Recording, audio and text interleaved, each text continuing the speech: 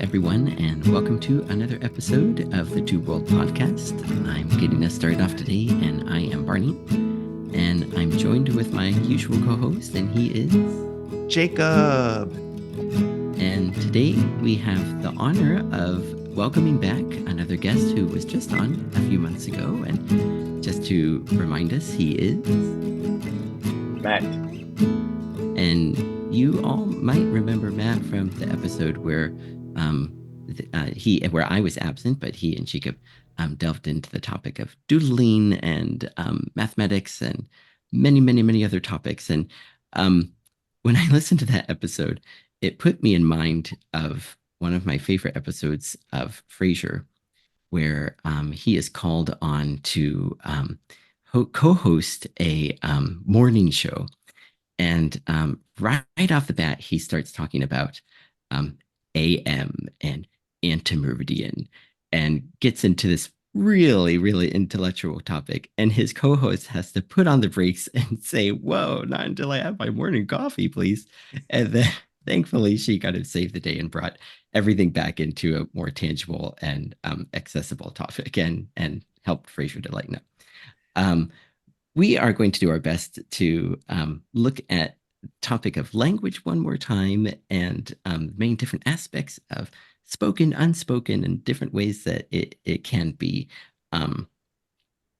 interpreted, while remembering that it's after 10 p.m. on a Friday here in Japan, and I haven't had my morning coffee. And hopefully you listening out there maybe have or have not yet, but you might want to grab a cup.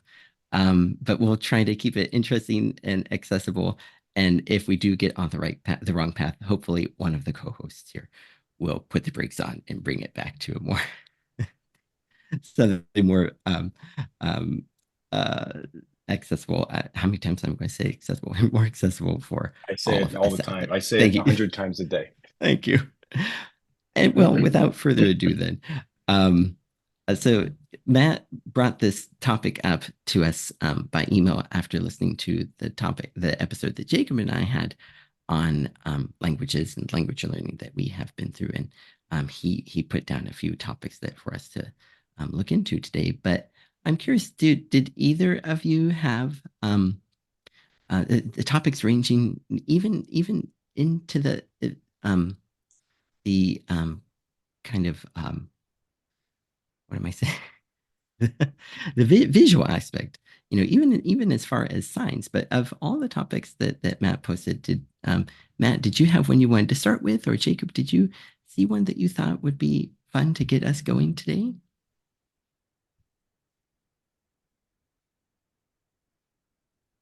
Well, it's Jacob, why don't you go ahead? Okay, because I'm happy to defer either way. Yes, well, I like the idea of the experience of language and how language is more than just words and the literal meaning of those words. And Matt has really prepared us well today by sending quite a few notes to us by email, helping us think about what that could mean. So one of my favorite things that he sent was a question, and maybe could I read your question that you sent by email, Matt? Maybe that would be a good way to start off our podcast today.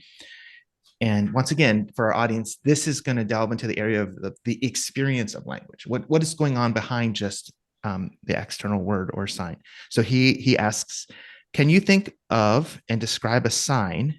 So that's as in words displayed in a public place that was familiar to you when you were young and that evoked a certain feeling, even if you didn't comprehend the meaning of the sign or what it was advertising or pointing to.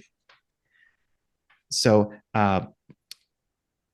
should I read it again, or did you get it? That maybe one more time for our audience. Can you think of and describe a sign that was familiar to you when you were young and that evoked a certain feeling, even if you didn't comprehend the meaning of the sign or what it was advertising or pointing to? So maybe I'll just open it up to you and you both, and then I have been thinking about this question because of your email, Matt. So I'm really anxious and excited to jump in. So, I have been thinking about this question too, and I wondered if I could start by sharing my screen. Go ahead. Great. Okay, let me get things ready to go here. And we promise to our audio listeners that we'll describe We'll do our what is best. Yeah. displayed. Okay. So I'm using a computer that I'm not familiar with, so I can't just readily alt tab. I'm using a Mac here. So I think I'm back. Okay. So Jacob is familiar with this, but Matt, you probably have not had the chance to see my other or listen to my other podcast. And on my other podcasts I do, we like to have quizzes. So, speaking of signs, I hoped I was ready for this. I was excited for this question to come up. So, I thought that I could give you and Jacob, you and Matt, a quiz about Japanese street signs. And the title of this, everyone, is right. I Saw the Signs. So, please get that Ace of Base song going right now and open up your mind. And here it is. So, for those of you who might just be listening along, this kind of cover page, title page, and also to give some context for those of you watching on YouTube, these are highway signs. This is not what the quiz is about. These are highway signs that you will see in and around Tokyo. One of these is actually near Nagoya, in Toyota City, and looking at these, you can understand why my wife might be a little impatient with me when I'm driving, sometimes thinking when I ask, now where's the turn off? Where's the turn off here? Because on the one sign on the right here, how exactly do you get to 17? It looks like it's in 3 different directions on here. But the sign in the middle is kind of fun. It's kind of a live sign. Like the dark red areas show where traffic is heaviest. This is inside Tokyo. So it kind of gives update. If somehow you can avoid those areas and still get where you want to go, you can kind of avoid the heavier traffic. Okay, so I have a few slides ready, and these signs, I'll just show the street sign, and you two can collaborate and see if you can get within reason what the meaning of these signs is. Right. Sounds good. Okay. Are you guys ready? Okay. All right. So the first one, oops. Okay. We have a red circle and with a white background, and then in the middle is a blue number 50.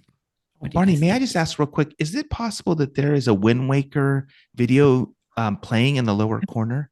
It's very possible. That's an excellent video game, by the way. I didn't think to our that audience. Fantastic. Was the music playing too? No. I didn't think that no music. I didn't think that was showing up when I shared. At first, I thought it was part of your presentation. Yeah, I thought it was like, it is now. Well, okay, so I will say, we used to have when I was a kid, our family had, maybe Jacob, you might remember this. There was a card game called Mealborn, Uh-huh. and it's like a French card game, right? Mm-hmm. So all the road signs are French, and so they don't match like any United States road signs. So I have a guess what this means. I mean, obviously, I don't know. Jacob, what do you think? I'm thinking like kilometers per hour, I'm with you. I agree. like speed limits. Speed limit, 50 kilometers per hour. Yes. Great. Yes, that's exactly right. I wanted to start off with one that wasn't too tough. Yes, I saw this and it put me in mind of Millborns as well. We played that one a lot. Did you have that one, Jacob? I didn't have that one, but that's neat that you both had that. Yeah. Oh yeah, that was a family favorite of ours. Okay. Yeah. All right. So you're 1-0. You're off to a great start. Okay, here's number 2. Oh well. Well, I'll at least read it for you. It says Tomade. I mean, it looks kind of like a yield sign, doesn't it? I don't remember which way yield signs go. That's a good. Yeah, and then I'll just describe it while you guys are thinking it over. It. This one is kind of a red equilateral triangle with rounded corners, and the tip is pointing downward, and then so that the entire sign is red except for the lettering, which is white, and it says Tomade, and the to is in kanji. Okay, so just to be contrarian, I'm just going to throw out another idea just so we have a wider range of what it could be as we're guessing. I'm going to guess that the street is not a through street, that it kind of is like for a dead end. Hmm. The answer is this is a stop sign. Oh, Uh, oh wow. gonna Yes. have to. So this too, I was very confused when I saw this one because I thought also my probably as both of you thought it must be a yield sign, but no, the So stop there are sign. no, are there no octagonal stop signs? No, no, they're all Oh, triangles. dang. Interesting. Yeah. Okay, here's the next one. This one is also a triangle with pointed downward, with a red border and a white background inside that. And then this has blue kanjis, two kanjis, and they are yuko. Yuko. Is it like I stop for mean, pedestrians, maybe, or pedestrian mm, before pedestrian crossing? I don't know. I'm just thinking of maybe do not enter, like a Mm, do not enter mm. This one sign. could be interpreted as a yield sign. This one Ah, actually is kind of proceed slowly, but yeah, I mean, okay. if you need to stop, then you could stop. So, Mm. Barney, Dang. the character on the left, Oh, oh, mhm. what is it looks like the lower right portion of that kanji. What is that symbolizing? Is it, do you know what that little part of it is? The kind of it looks Yes. like it could be Yes. kind of a cross with the two. Uh-huh. Yeah. I don't think that we ever see this one standing Okay. That's fine. alone so often. Yeah. It does. If you would get the top bar off of there, it would be like the katakana ho. So Oh, maybe that's why interesting. it looks a little familiar. Okay. It's kind of right. interesting that we're talking about symbol and language with a Right. pictographic language. Right. Yeah. Yes. It's Yes. Right. like the perfect And example. yeah, I hoped. Yeah, I was really glad we got to start with this.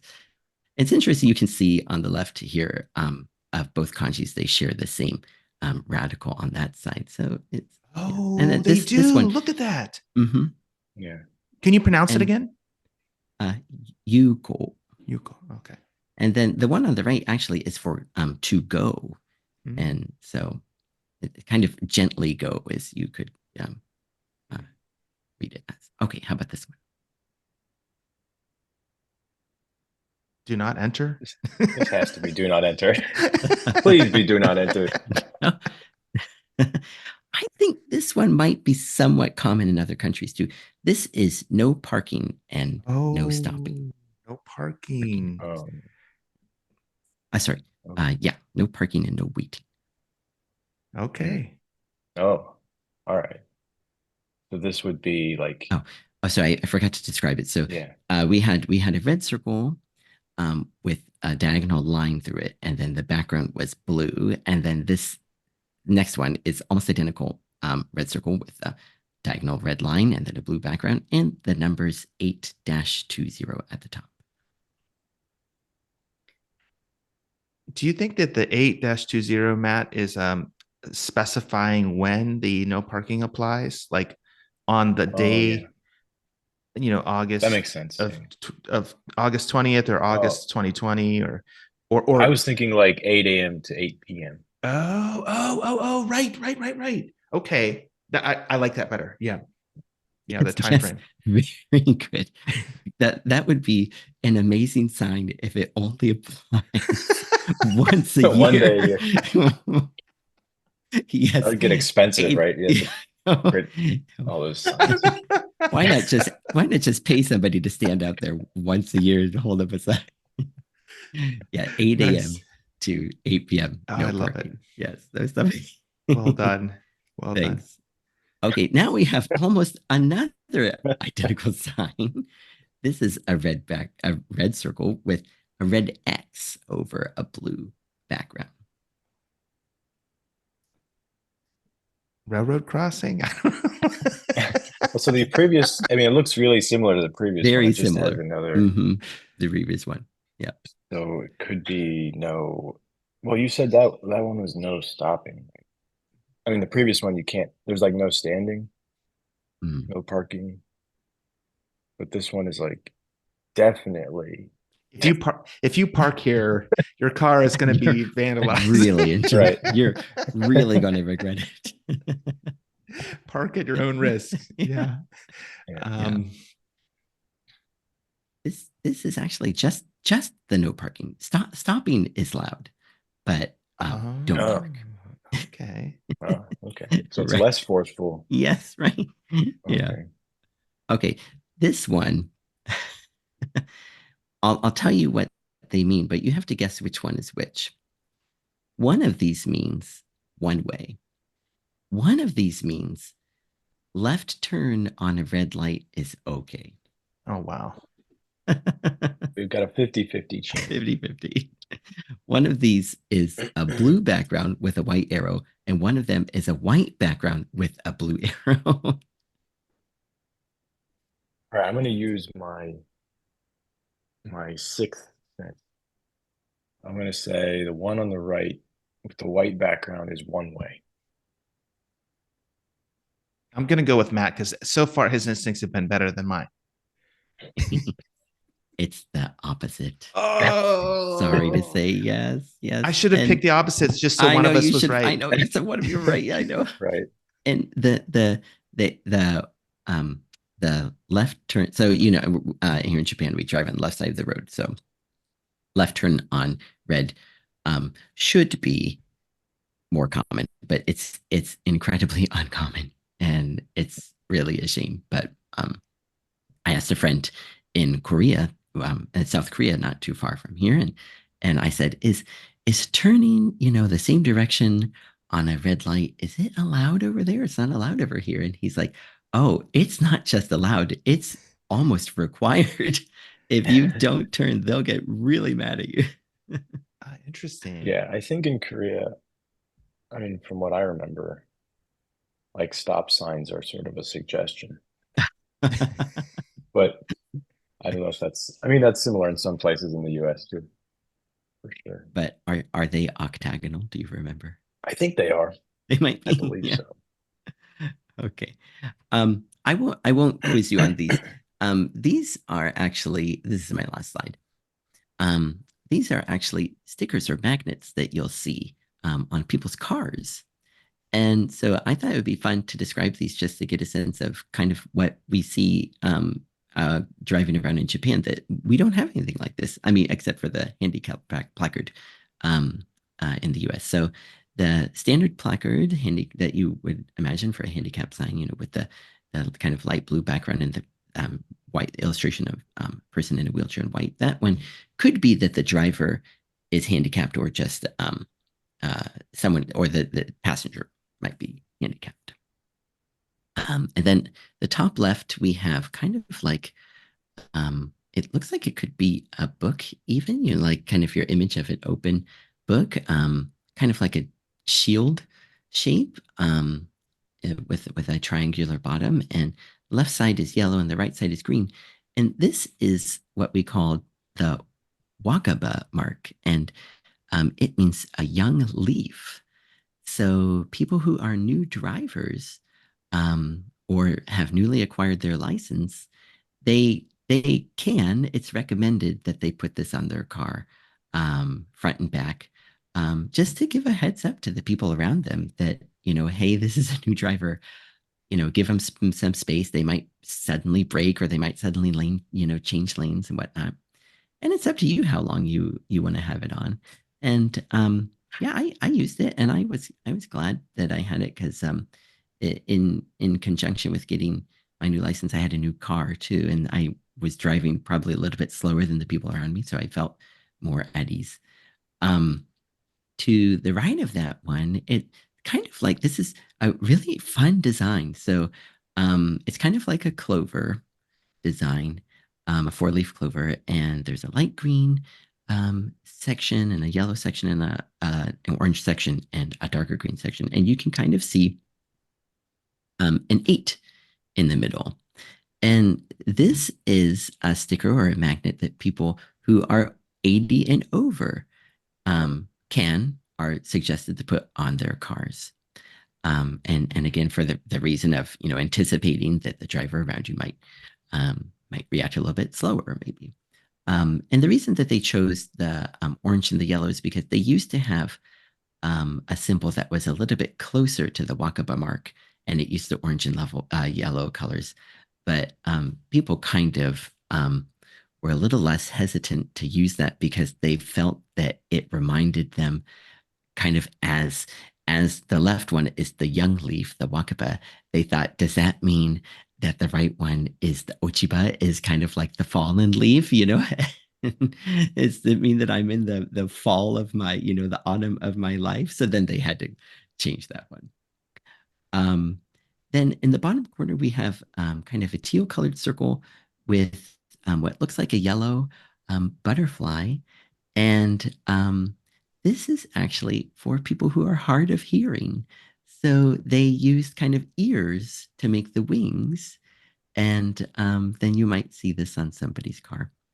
And then the last one, the one in the middle, is a dark blue background with a white clover, which kind of emphasizes at least three or four hearts that you can see.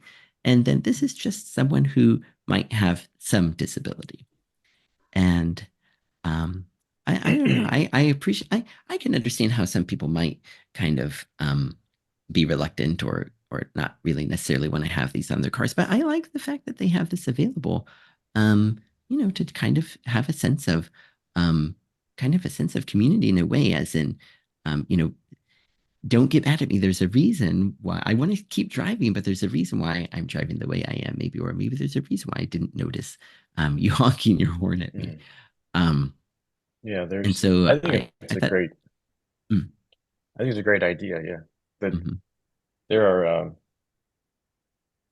It would be great if something like this could exist in the U.S. It reminded me of, you know, autistic drivers have. I think it's a blue. I don't know if it's the same in every state. But, you can get a blue card, and it's like if you're pulled over by the police, um, you can show the card so they know that you have autism, and so they know that your responses, are sort of normal for you, right? So because obviously there's a lot of um, there can be some very contentious interactions between drivers and police, especially here. Um, so it's just a way of giving a sign without having to say it or explain yourself, right? Please continue without me. I'll be back. Yeah, Okay. yeah, that's fantastic to think that that would be um so useful because you're right, especially under such a stressful situation. Um, and if as the police officer you're not anticipating the person that you're going to be talking with is autistic, you would Mm. react defensively for sure instead of trying to understand them. That's a Right. great Yeah. idea to have that.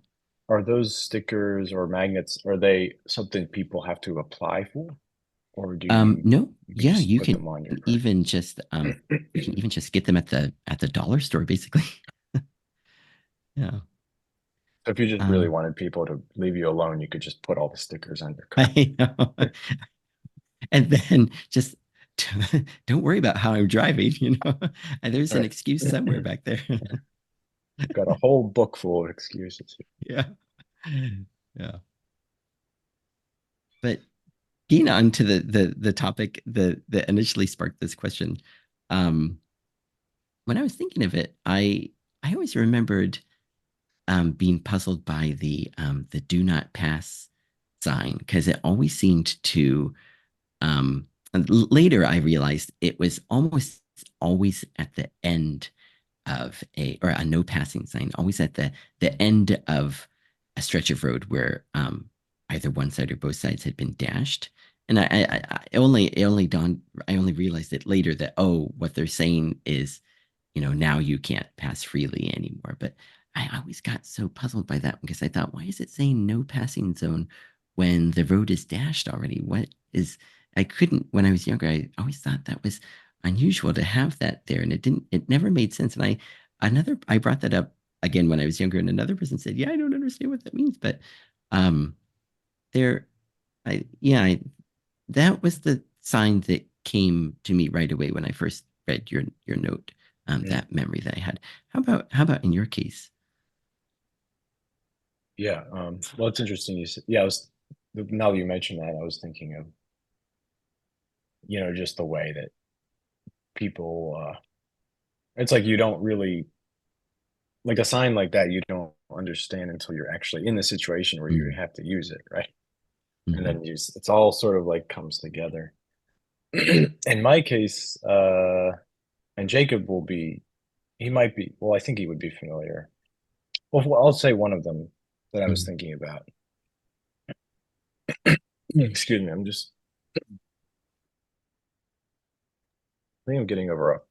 I am getting over a cold, sort of, but I don't know if it's allergies. It's just like everything's coming, coming at once. Um, I was gonna say, like in state parks, and I think even a lot of different parks in the US, they have those wooden signs with like a brown background, and they're routed in this very uh-huh, basic sans serif font. It's always the same. And of course, because it's routed, it's got like the rounded mhm, ends to the lines. Um, and I just always felt like there's something really comforting about those kind of signs. Like um, I can't explain. Like, I mean, obviously, there's the sense that, yeah, this is public land and it's everybody shares it, and you're supposed to take care of it, and it's a way of experiencing nature, but also that it's, even if you are out in the wilderness or whatever, that there's this sort of benign human presence there. If you see those signs, right, it's like a reminder. Um, so yeah, it's just funny how sort of utilitarian they are, but also mhm. there's a sort of to me, a sort of comforting aspect to them. And I don't know where they came, like, I don't know what the origin is, but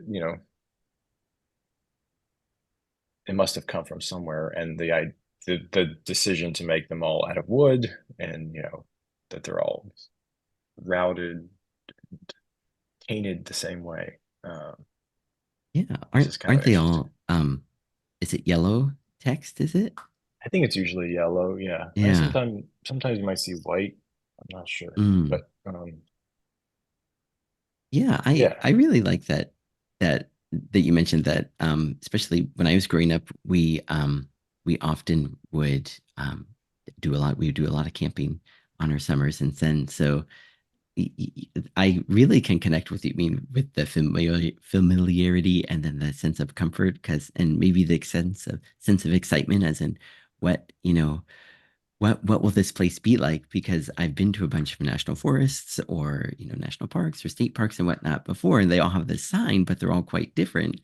And how Right, about right. this one? You can't tell by the sign. It's kind of fun that no one is allowed to kind of add their own flair to their sign. All of Mhm. the signs have to be standard, and then what you discover on the inside is what the park is all about. Right. Yeah. That's a really interesting observation. I really like that. Yeah. There's almost something, I mean, it's also sort of like you said, I think you can go to different places in the US and you'll find the same kind of sign. So it's like I guess a sense of shared experience.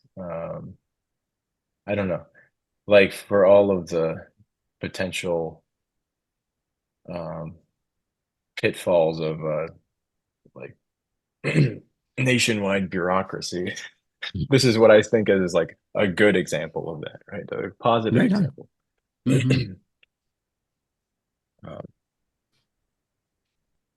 the other example was more of a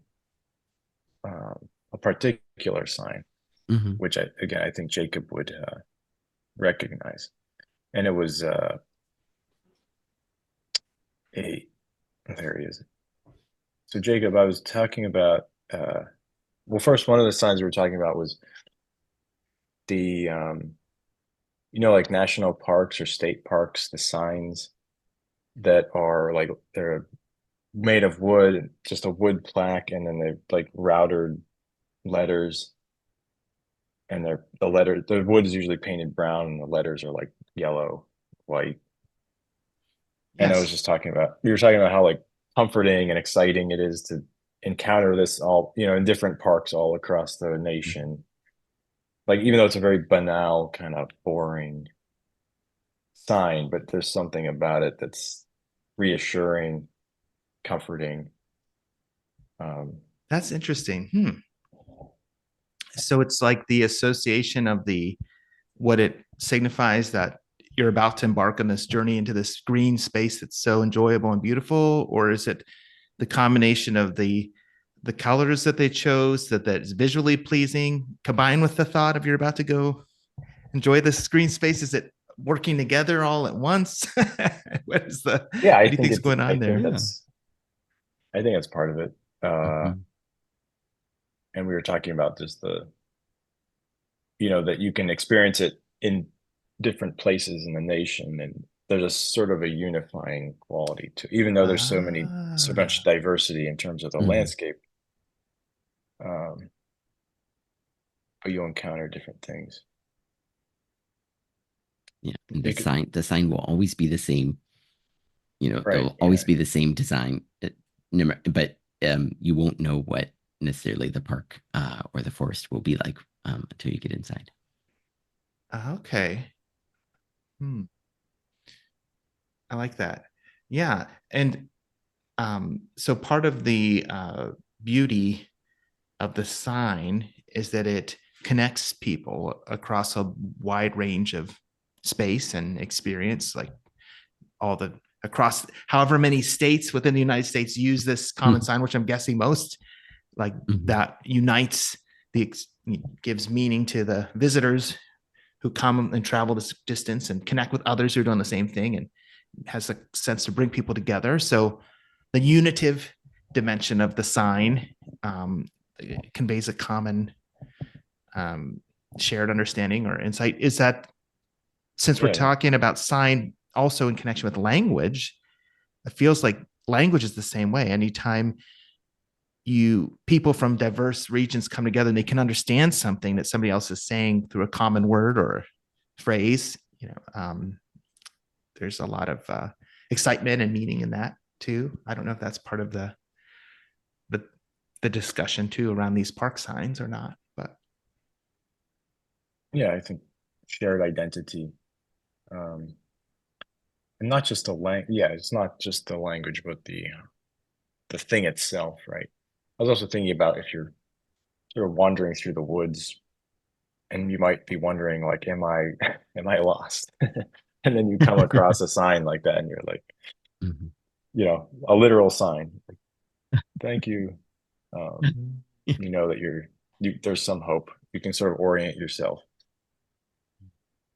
Um, but Jacob, did you have a sign example? I do.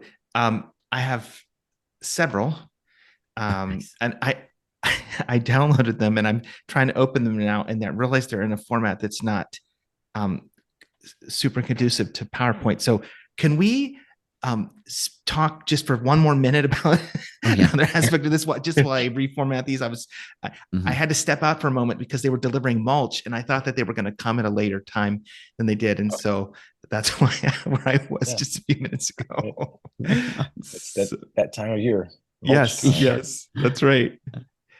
Um, Well, I could talk about another sign Yeah. while you're, yes, because I think yes, Jacob, you'll remember. Do you remember? Well, first of all, you help me out here. So off of the Claysville exit, there was that hubcap. place called was it called 50,000 hubcaps? Oh, yes, yes, yes. I remember that. Yes. And of course, I mean, I've never, it was always there when we were growing up. I never have been to 50,000 hubcaps, I've never but been it's to right it there. either. It was right there at the exit.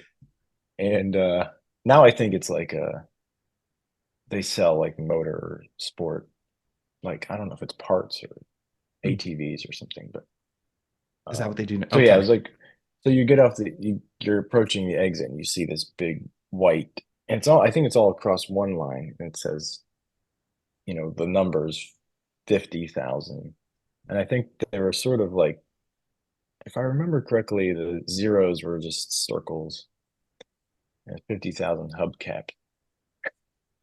And of course, like as a kid, I never, like the first thing you experience is just the words and you don't even, and you take them for granted. Like, I think that's sort of what I was thinking about when I posed the question too, is that you just experience a sign and you sort of take it in, especially if you're a kid, and you don't really try to make sense of it necessarily. It just becomes a feature of the landscape, Hmm. a sort of an affective feature of the landscape. You associate it, in this case, I would associate it with home because, if I'm coming off the interstate, this is Mhm. like where you get off.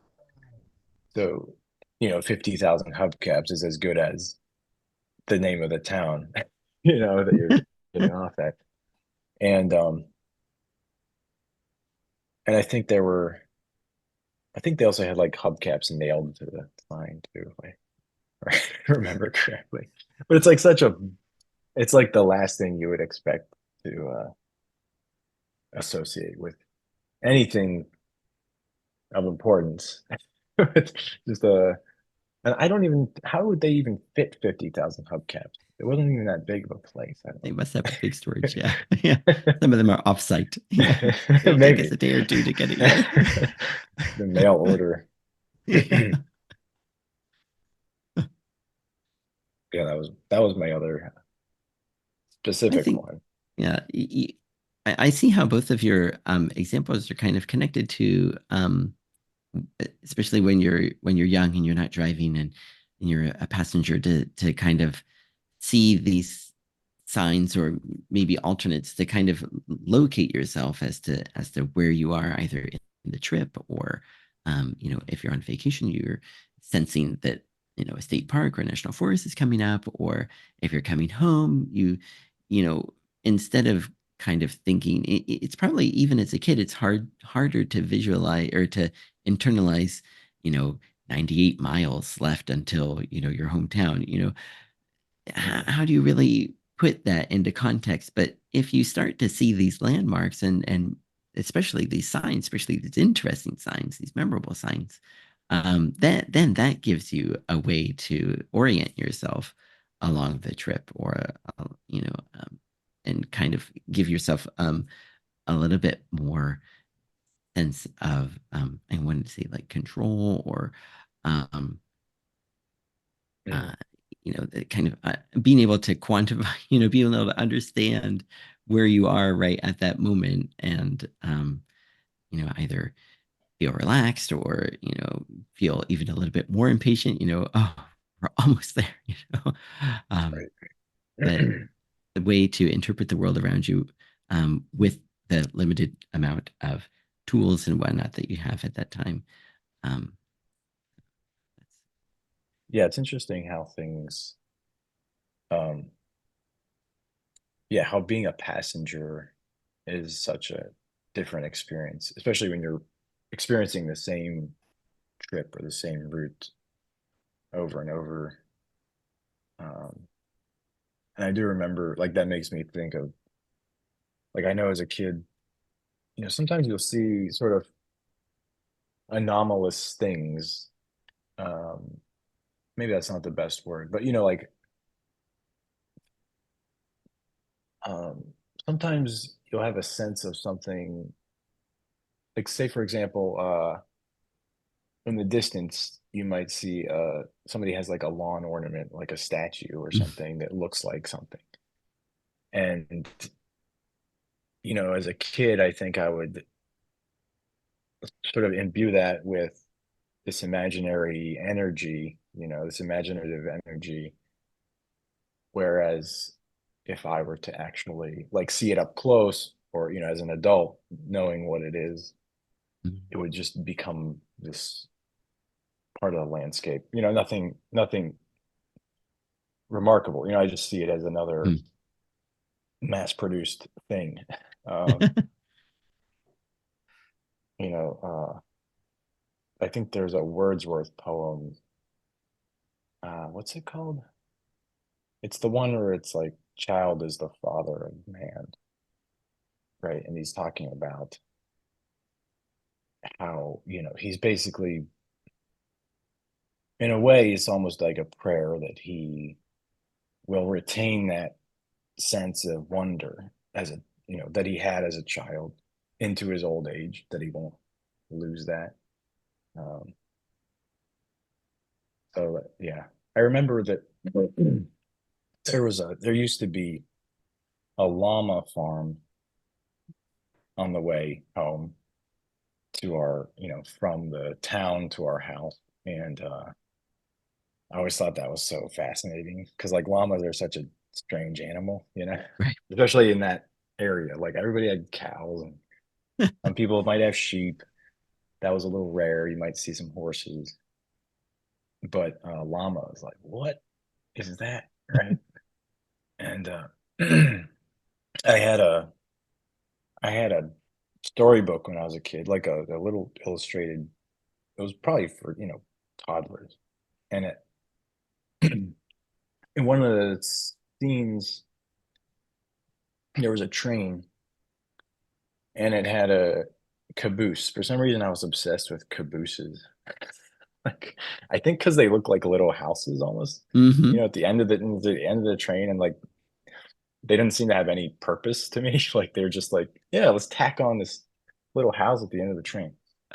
And then there was this printing anomaly in this book. So like in the window of the caboose, the window is all black, but sometimes in printing, like there'll be a little like dot, like a circle where the ink, like maybe there was a piece of dust or something, right?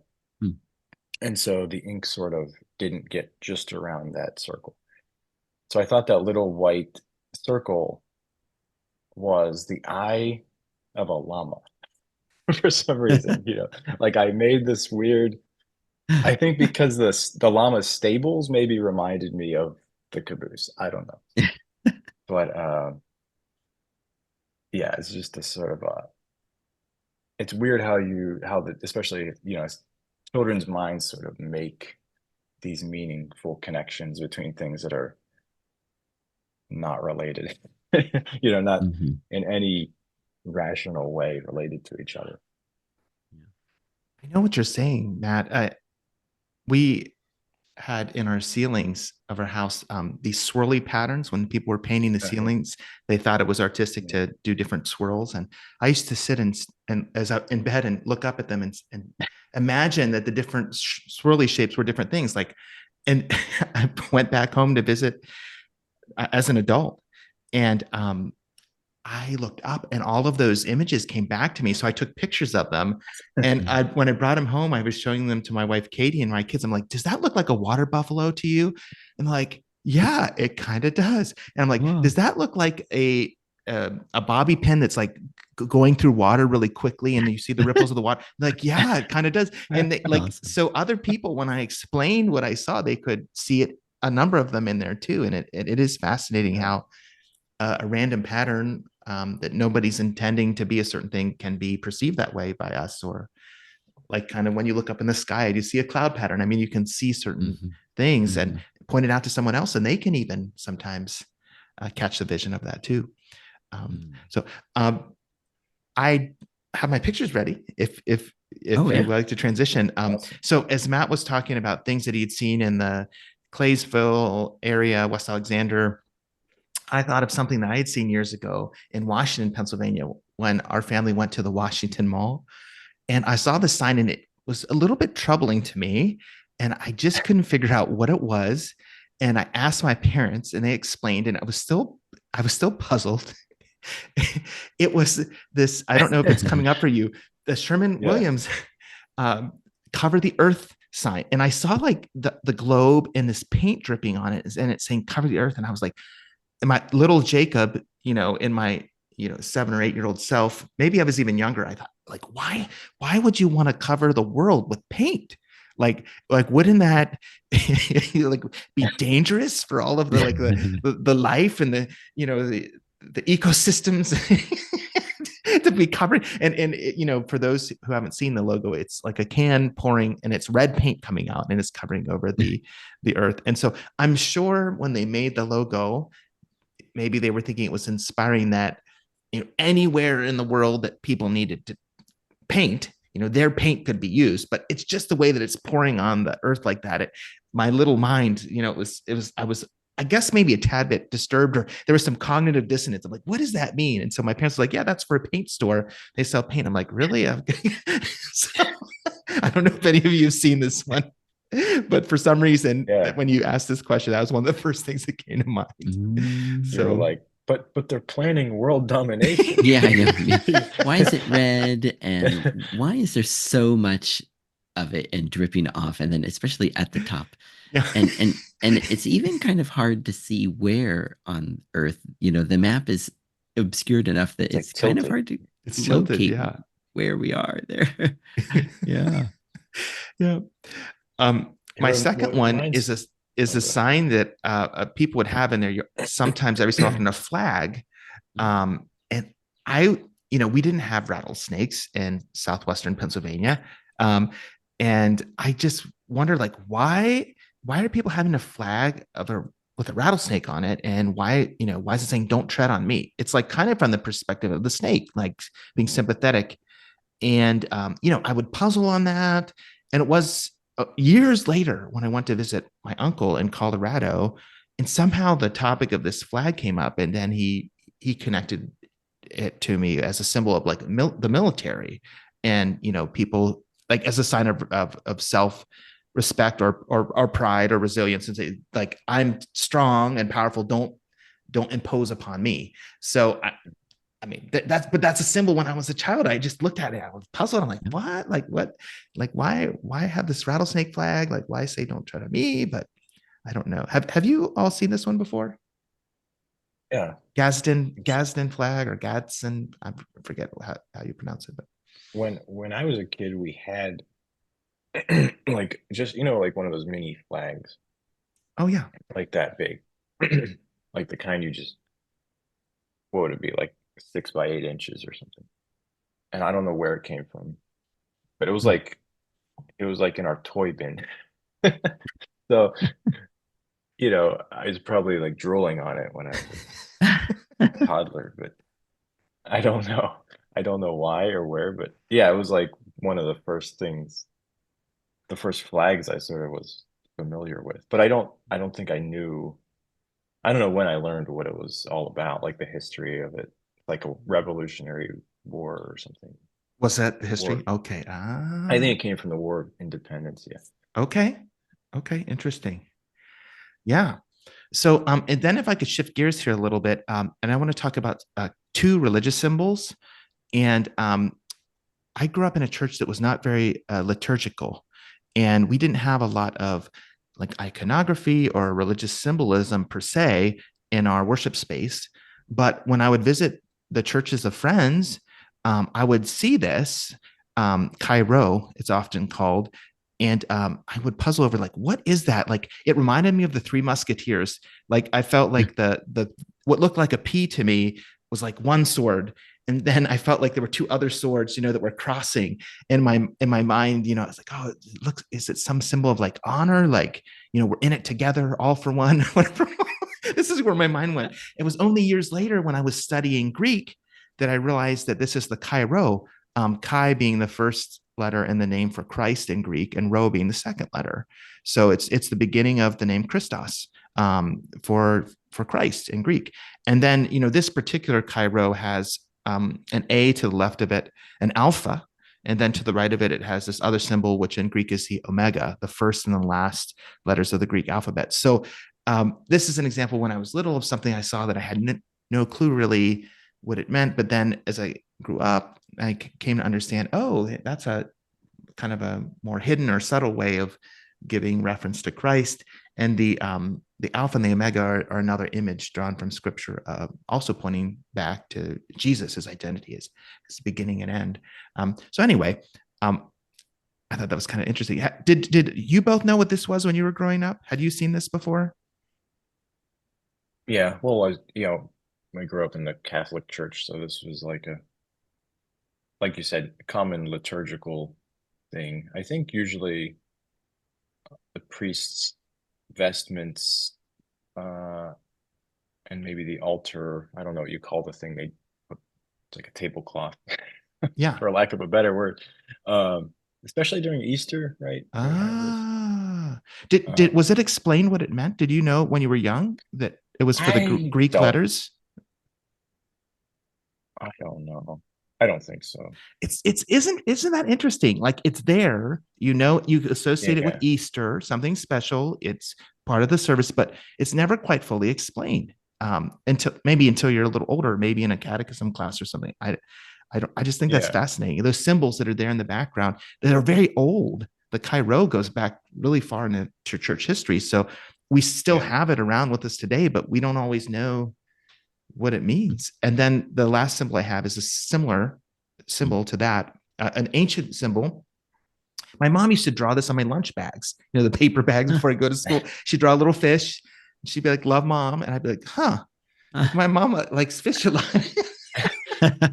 Like, But then I you were mean, confused because there was yeah, no fish in the yeah, lunch there's no bag. fish Yeah, in right. this Yeah. lunch. Like, it's not a fish sandwich or it doesn't have goldfish crackers in it. But no, but I knew, I had a sense that it was a faith symbol, like that, because she had it in her Bible at various spots by like a verse she liked. She'd put a fish, or, when she'd doodle, she'd be taking notes. Sometimes she would put a fish by something. And it was only years later that I came to find out that the fish was a cryptic, hidden way that early Christians could identify one another as it was used as a symbol, because as a acronym, because if you say in Greek the word for fish, ichthus, if you take the first letter of of each of the parts of the word ichthus, it would spell out a different part of the way that the early church talked about Jesus. So it was um, the first part, Jesus, was the I from ichthus, and then the k sound, that the chi was for Christ, so Jesus Christ, and then the theta in the ichthus word was for gods, that u, of God. Then uios was the u sound, which was son. So Jesus Christ, God's son. And then the last S on it was soter, the Savior. Jesus Christ, God's son, Savior. And that's what the full explanation of the different individual letters for ichthus were. And that was a secret symbol for Christian being identified with Jesus.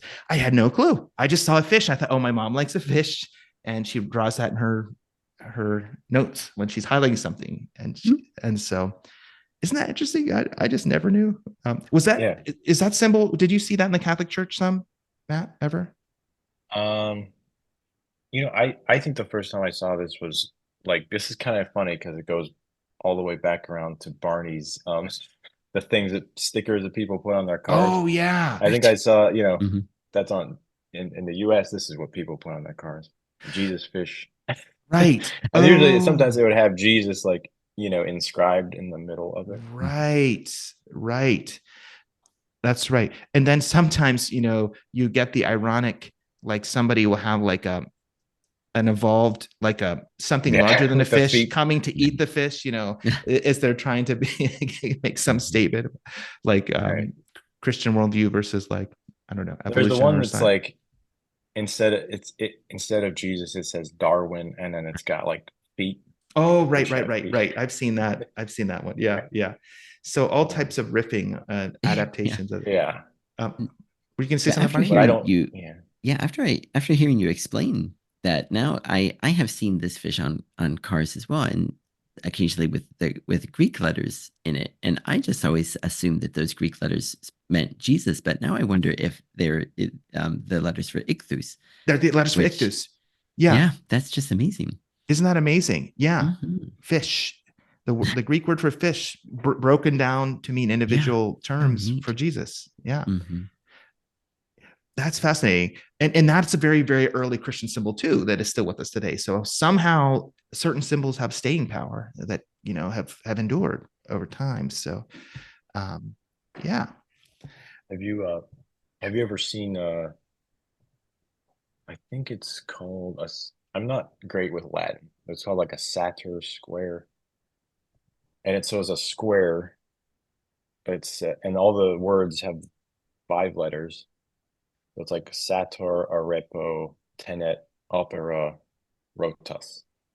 And I think it means something like the farmer arepo works something something. I don't opera means work.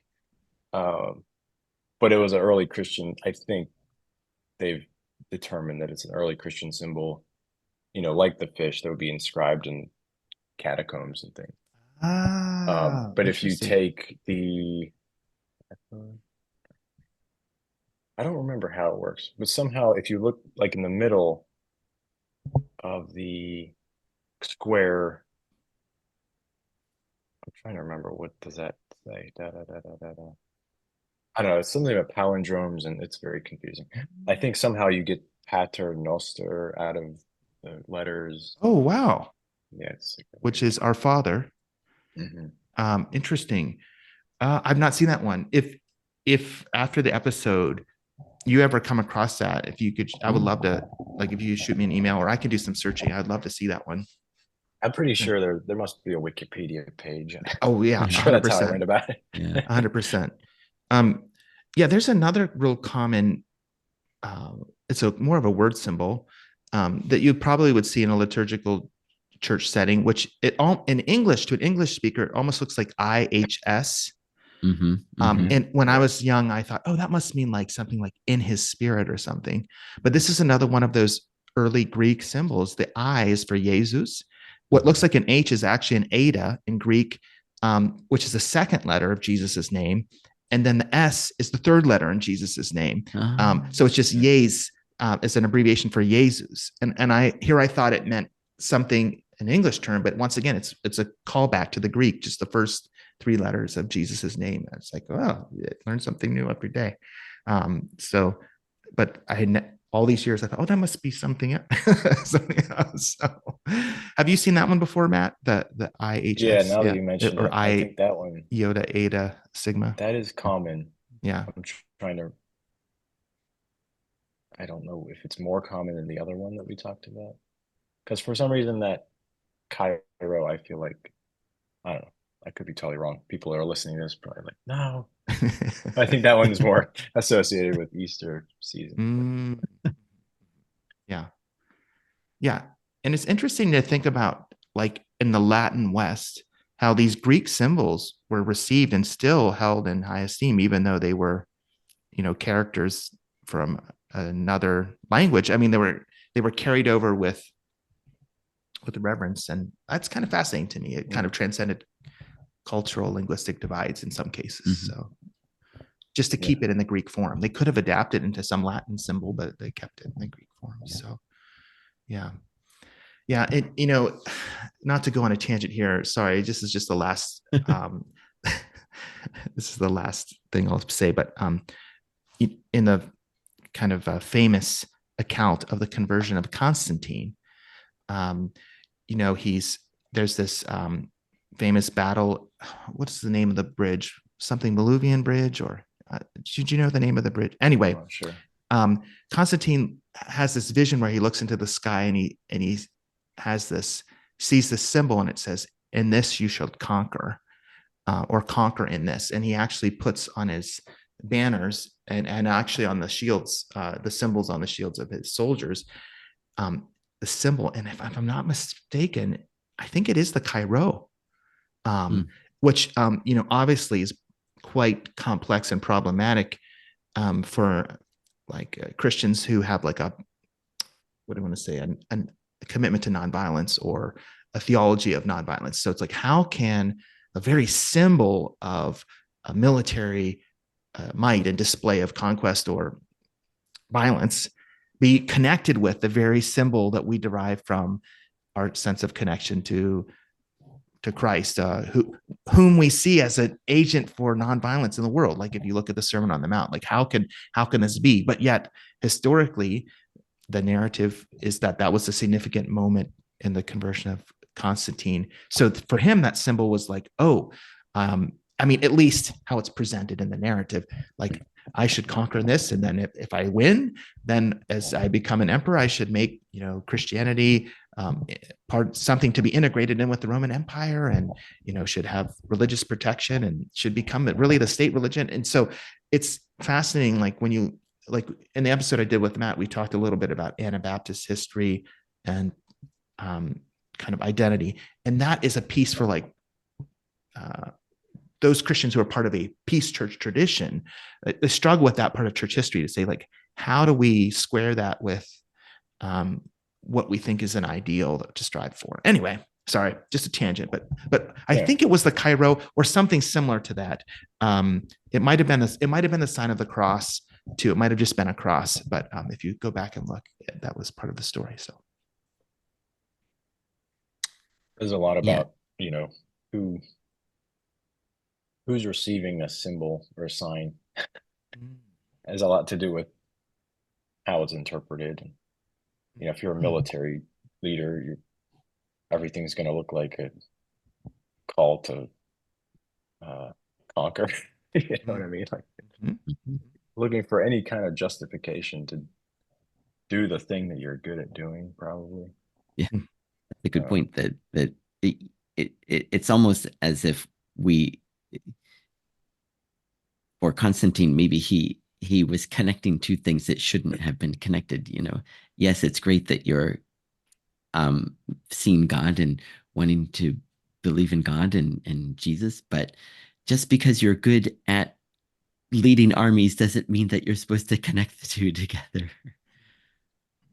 But um, but again, then that was made a connection. I think um, through this first part of the episode, it's been interesting hearing everyone's all of our stories here about, especially maybe one theme that I've noticed, maybe you think so as well, how we've interpreted different symbols or different signs or different images or different lawn ornaments or whatnot as kids. And without the right context or knowledge, we gave them meaning and, often had to fill in the blanks ourselves with our imagination. And then later, later, maybe it kind of lost that magic as we learned more about it, or as the meaning of it became clearer, or as the reality of it became clearer. And I can see that in learning language too, especially paying attention to my two kids who are 8 and 4. And then when they ask me about meaning of words, um, in English or in Japanese, and then they kind of give me their interpretation of what they think the words mean. And sometimes it's yes, it can be used in this way in this case, but strangely, especially in English, I have to say, strangely, sometimes we use it this way, which doesn't really make a lot of sense. But we do have this phrasal verb, or we do have this saying that incorporates this word, and it can mean something that you wouldn't expect it to mean. And it's with just as we're talking about with signs, and we're adding meaning to them as kids, kids, people, us, learning our first language or learning another language, um, we're taking what we know at that moment, trying to add meaning, until we get it filled in, and from learning more and more about language.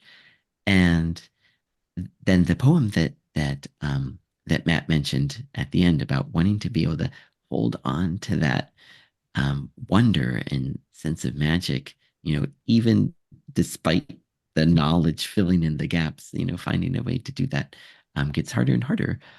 But I think that maybe speaking of poems and whatnot would now be a good time to transition to the poem that Matt you wanted to introduce to Sure. us. Yeah, I mean, I think that's fun. And again, apologies to people who are just listening, but I'll explain where is it? Here we go. What we're looking at first. Do you see this? Is it okay that it's Yeah. maybe I can do the full screen here. Oh, Okay. nice. Mhm. So yeah, like when I was doing my research, so if you listen to the last episode I was on and your head was spinning or something, then, then you will know that I was doing my doctoral research at Teachers College at Columbia University. And so part of what I was curious about, because I was looking at something made by a Pennsylvania German, um, you know, he's, sort of a student or a teacher in training. He made a ciphering book, which is a mathematics notebook. And I was really interested in the illumination because, like, there's a term called fracture, which is this Pennsylvania German way of illuminating documents and baptismal certificates, marriage certificates, marriage sort of, they're more like personal commemorative documents. But anyway, they have this beautiful illumination and really interesting ornate lettering.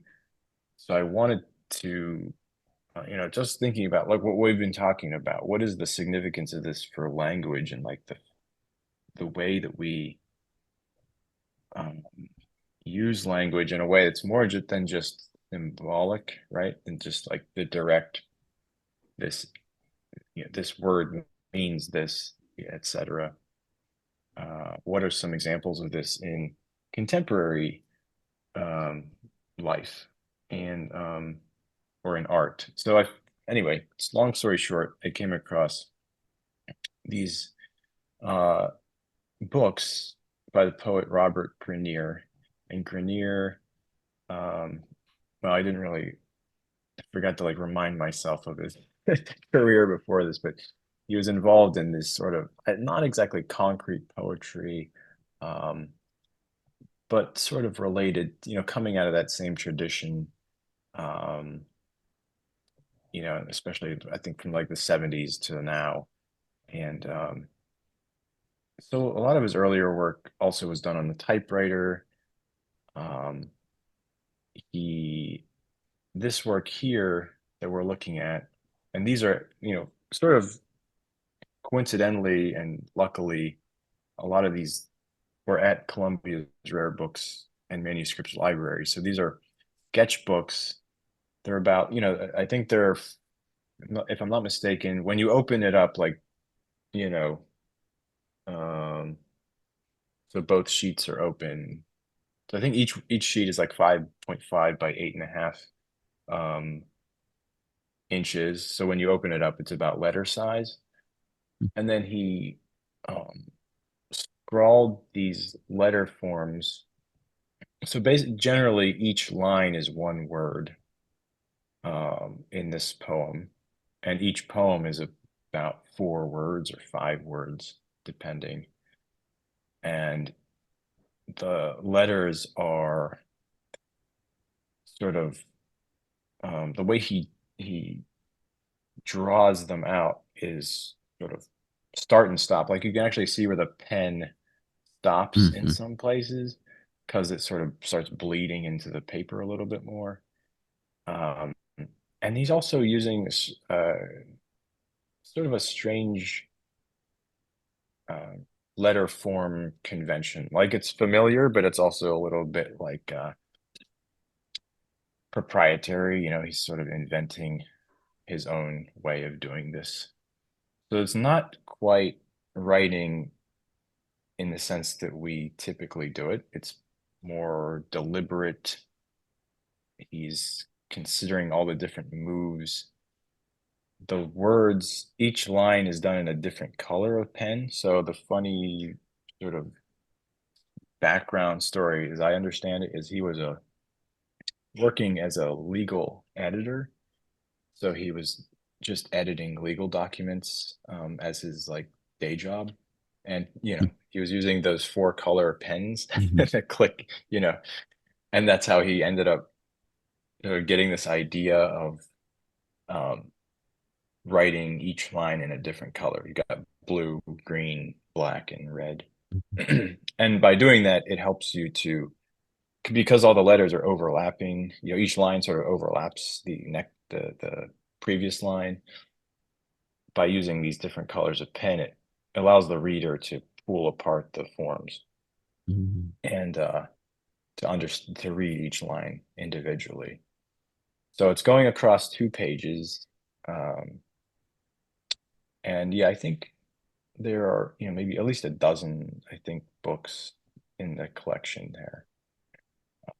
But anyway, so did I describe it fairly Hmm, well? Does that I think sound? so. Yeah, blue on top and then green below it, and then black and then red at the bottom. Is that the orientation on the right that you would typically read it, the poem? Yeah, yeah, on the right here, the main Hmm, one. hmm. That's sort of like how you read it. Um, so are you able to read this? I think just, Don't think I can. let your eyes sort of relax and pull back. And I mean, I think I would recommend, line by line. So what do you think the first letter would be? Yeah, D, but it doesn't It's also, connect. Doesn't connect. So mm, is it a C? C, D, yeah, it's a C. C.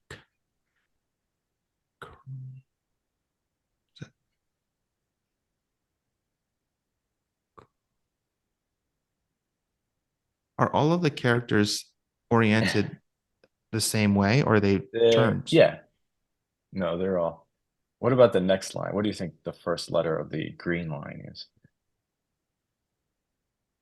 And keep in mind, So he also draws a horizontal line, is that a sort of Y? almost. Let's see. So this has a bar at the bottom too. So it's Okay. like that would Oh, be is an that a I. Z? Oh, an I. Yeah. Ah. Okay, these might be harder than I. They are pretty difficult. And when I first saw these, I was like, I just came across an article about it, and I was like, this is bizarre. Like, it's just some like and I've never been that interested in poetry, although I am more interested in this kind of stuff. But so I just sort of set it aside Yeah. and didn't think about it. And then somehow maybe I learned that we have these in our library, and yeah. Um, this is like a lowercase n, Mhm. sort of. In. Okay. The I next think it's line, interesting that the title is drawn poem with drawn in quotation marks because well, the title, I would that's, put the poem in quotation marks because I can definitely see more drawing than poetry. I think Or I at did that. least, Well, I think he refers to these, or whoever refers to these as drawn poems, but that's oh, not okay. exact. I think the title is just what the poem is because it's a Oh, okay. four word poem. Okay. Yeah. It's like, oh, it's drawn. No, it's So, all a right, poem. Barney, are you able to pull out any forms or letters? No, I thought this is probably something like his version of because I thought, is it COLO? Is it some acronym that I don't know? Is it instead Uh, of you only live once, is it camping only lives once? I don't know. I don't know. I did know yeah, that the green one was an I, but that was it. it took me time to sort of acquire his, if you see it enough and and somebody gives you some clues, then you start to, okay, you recognize characters and then you're like, oh, okay, that's a D. Like, but some things, okay, so the first line is cold. Cold. So, the O and the Hmm. D are nearly indecipherable Hmm. from each other, like, or indistinguishable from each other. Hmm. And it's odd that like vertical lines, he will put a little crook in it for no apparent reason, right? Uh, Is the third layer the black? Is that say bed? Cold yeah, in bed? yeah. There you go. See, you're getting Mm. it. And then is the last one dark? Or wait, no. D, is that a D in the red, the first red character? First character. Okay, so here's the bottom of the character. It Okay. goes up Alone. to a point. Yeah, Barney got it. Oh, Alone. alone, cold in bed alone. Wow, that's a stark poem. Mm. But Yeah. I now that you've explained it, it really I love how it draws you in, and Mm. the way that the characters are written, it almost feels like you're cold and alone in bed. I don't know. It has an Mm. emotion, and like Yeah. there's a disturbance to the Mm. characters, a sense of like, Mm-hmm. Mm-hmm. um, I don't know, the way that they're drawn makes Yeah. me feel a little bit unsettled. Mm. Yeah. And Mm. from listening to some of his present, like there's one, I think, pretty good one where he does something like this with an audience. I Mm. think you can find it on YouTube, maybe. He's like visiting a university or something, and yeah, like I think most of the audience is scratching their head, but as he's talking about how the slow emerging of the poem is like what he's going for, and how you sort of Mm. the it's like a very short poem, but the duration of it is stretched out, Mm. and it sort of becomes a mirror of some other kind of experience, like being cold in bed alone. Mm. Um, I think I Interesting. have at least one more we can take. Oops. Okay, this one might be Mm. harder. Hollow is the first word. Hollow. Close. Oh, I thought it was yellow. Oh, maybe it is Yeah, it is yellow. yellow. You're Yellow. getting good at this. Yeah. Yeah, Yellow. Yellow. There's an S. The first one an S, right? yeah. Is what is next? Is that an H? Wait, no. Yellow soul. No. Sun? What do you You have to think, Barney? follow the. What do you see, Barney? Was it sun? Yeah, yeah. Sun. This is Yellow sun. SUN. Sun. Yellow sun. The green is going to be a major challenge. Green grass. Ah. Oh, Oh, you that yellow got part? it. sun Is that on right? grass. Well, yeah. Yellow sun on Oh, grass. on Wow, grass. Jacob, On you got grass. it. Yeah. Yeah, that one is challenging. The grass. Yeah. I think the fact that it's But you got green it. helped me. That Green. Mm-hmm. he wrote Yeah. grass in Mm-hmm. green. Or Yeah, it's yeah, fun. Is a sort of an irony that yellow is yellow is in blue, blue. and then the grass is green, Green. like that. It's interesting. Mm-hmm. Sun is in red. Yeah, for our Mm-hmm. audio listeners, the word yellow is in blue, then the word sun is in red, then the word on is in black, and the word grass is in green. Mm-hmm. Mm-hmm. Mm-hmm. And I have one. I think this is the last one I have. This one might be a little easier. I'm not sure. Maybe not. Come to think of it.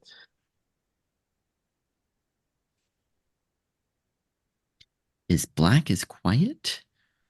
Yeah. Quiet. Uh-huh.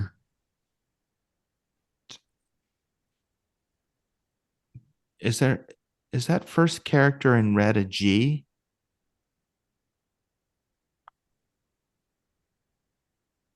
What is that? Yes. I yeah, Sorry, it took me a while to is it remember what I was looking at. Quiet. G- huh, grr. This one's yeah. a little challenging because it actually doesn't make grammatical sense, Oh, like okay. normal grammatical sense. Mm-hmm. I Mm-hmm. mean, most of it does, but one of the words is like strange. Mm. Or should I say like the syntax? I don't know. It's just there's Mm-hmm. something where things don't line up exactly correct. Mm. Is that first character in the upper left, the blue, is that a T? The so look the I in quiet is like has a gigantic Oh, Oh, Dot. oh, so it's an I I. thought I it was a see. T too. Yeah, I see. It Oh, it gets it gets quiet. quiet. Oh, good job, Barney. Hmm. Gr- with a G. G- This would be H. No. here. Ignore this. Get Is it another I? No. Well, here's. Can you tell what S. this letter is? Is that The an third S? E. letter. Oh, Yeah, this oh, is a E. E. E. Mm. Oh, The last letter is Y. Y. Gray. Mm. Right. Gray. Gray. Yep. It gets quiet. Gray. Um, Out. I don't know. Yep. out. All Huh? Yeah. right. Nice. Hmm. It gets quiet gray out. So it Is could that be an ad for some laundry detergent or it gets quiet gray out. gray? This And for quiet gray on my collar, I just can never get it out. But now that I use this one, and for our Yeah. audience, it gets is in blue at the top, and then the next word is in black, quiet, and then the next word gray is in red, and then out is at the bottom of the page, and it's in green. Interesting. mm-hmm, Yeah. mm-hmm, I like And it. I It's more recall pleasing the more you do it. I right. feel. Oh yeah. Mm-hmm. yeah, so he Mm. filled, sketchbooks with this. These are just a few examples, but Yeah. It would yeah, I be would love to interesting have to know how how intentional was this as was he deliberately setting out to write poetry or was he using this as a way to kind of um maybe even as an escape as kind of a way to break up his day job to put these thoughts to paper in this way, or did he set out thinking that this was the kind of poetry at the moment that he wanted to write?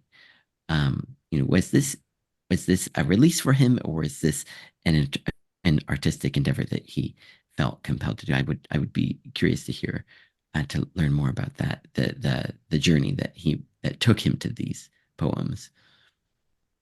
yeah, yeah. Yeah, that's a good question. I mean, I don't know. I'm not sure how much he's talked about like, he is a poet, but it's a good question. Like, where does art? Because sometimes art will just come out of Yeah.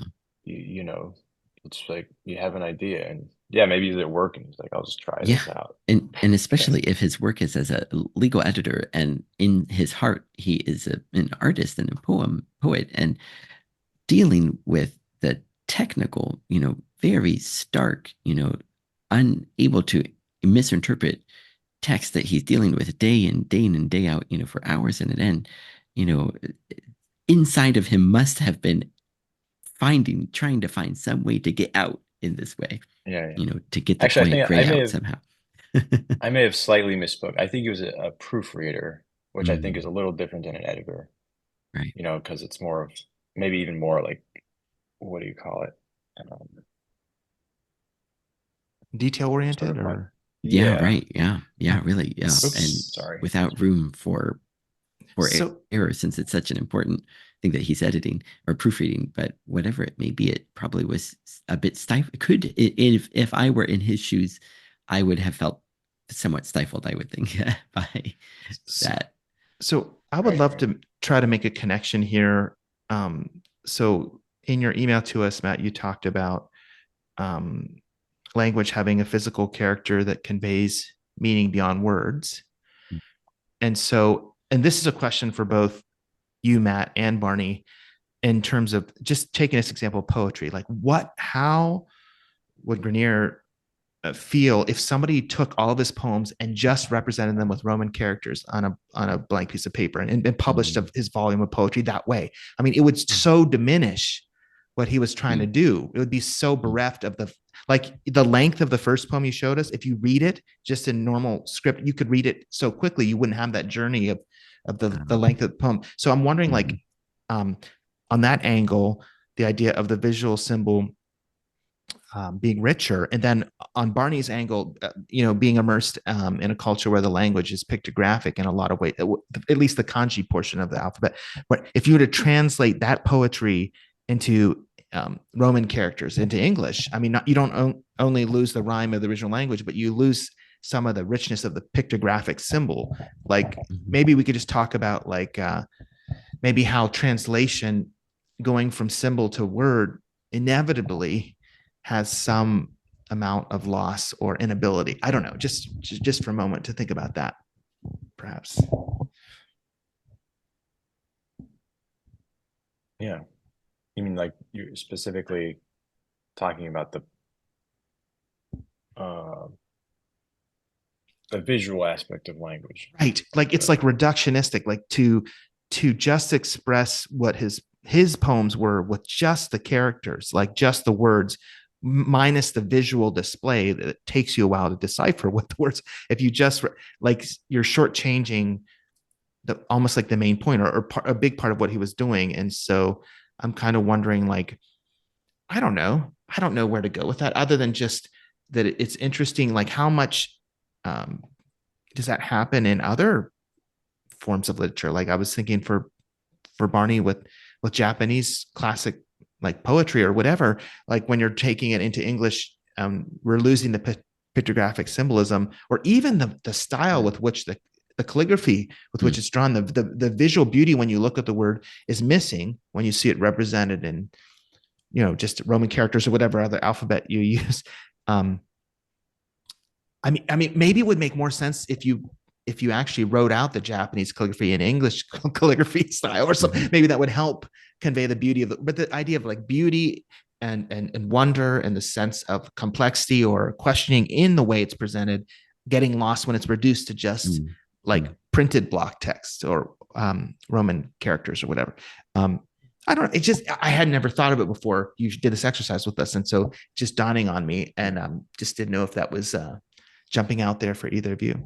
Yeah, that's a great observation. I have a dear friend who was a calligrapher in here in Japan, and um, he he would sometimes he had a wonderful story of long ago he learned the phrase "a rolling stone gathers no moss," and that stuck with him even though he didn't speak English. It stuck with him for so long, and he made that saying into a friend of ours from Australia, and he wrote everything out in English in the calligraphy style of calligraphy, except for stone. He actually wrote that as ishi with the kanji. But um, when you compared that, he was an incredibly accomplished calligrapher, and I was very honored to have the chance to know him and only realize his fame after going to some of his exhibitions and seeing the way people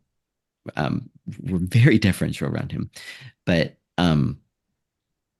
when I compared his work that was all Japanese and then same work when he was writing in English, there really, even though it's the same person, same style and whatnot, there is something that's missing when you try to use the brushes and whatnot, when he was using the brushes and whatnot, and the ink and same everything, compared with how he displayed the Japanese characters and then how he was just writing in English. And I don't know if it's because the letters are less complicated or what, or if when you see um, his style or see someone writing in calligraphy, in Japanese calligraphy, there's always a certain stroke order and a certain place where you rest on some and a certain place where you kind of emphasize certain strokes on others. And Mm. I think maybe it's on the one hand, it lends to their artistic nature where you can